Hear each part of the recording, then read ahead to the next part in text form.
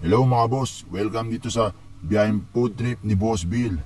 So ngayon mga boss, may natiktikan na naman tayong isang patok na kainan dito sa lugar ng Sampaloc. So samahan nyo akong tikman mga boss. Dito po pala yan sa Badud's Epalogs. Unang subo mo pa lang, solve na. So samahan nyo akong tikman yung mga pagkain nila dito mga boss. So dito mga boss, marami kang pagpipilian. May mga french fries, burger, lugaw.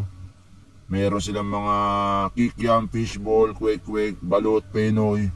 So dito mga boss, pinaka-nagustuhan ko talaga yung Badud's Overload Burger nila. For only 55 pesos mga boss, panalong panalo. Napakasarap nung burger na to, tapos talagang ang laki ng palaman. Talagang yung 55 pesos mo, murang-mura na to para sa pagkain na to.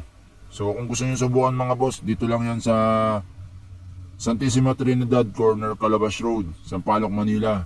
Sa harap lang po ng Holy Trinity Parish. Bali kung pupunta kayo dito, katabihan ng sikat na kare-kare ni Basti. Yun lang po mga boss, thank you.